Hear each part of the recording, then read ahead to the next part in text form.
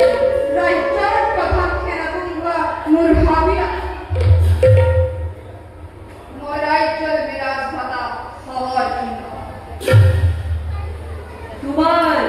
তোমালোকৰ অভিপ্ৰায় কি? মন্ত্ৰী কন্যা পাবে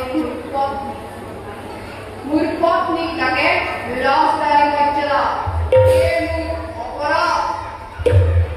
মন্ত্ৰী তোমাৰ কন্যা? নহয় মোৰ কন্যাৰ মৃত্যু হৈছে।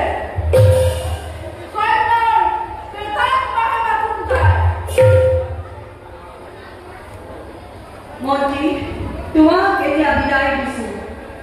জামাতাৰ বিচাৰ তুমি শুনিব নালাগে। যোৱা যোৱা মন্ত্ৰী।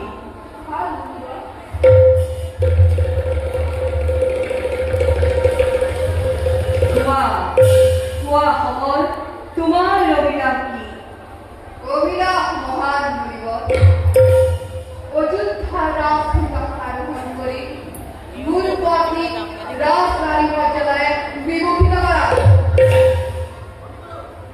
তোমাৰ অভিলাষ মই অচিৰেই পূৰণ কৰিম। অচিৰেই তোমাক মই এই ৰাজমুকুট কৰিম প্ৰদান।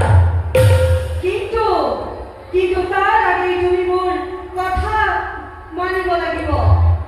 কোৱা পাৰিবা?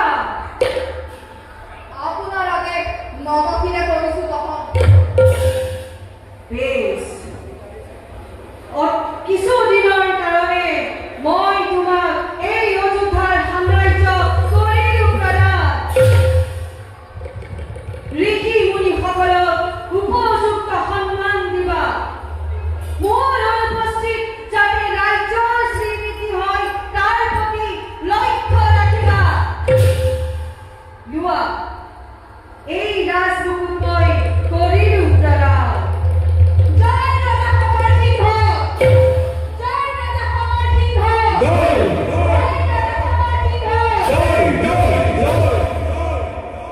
দেৱব্ৰত তুমি এই ৰাজ্যৰ সেনাপতি হৈ থাকিবা। মই এতিয়া আহিলো।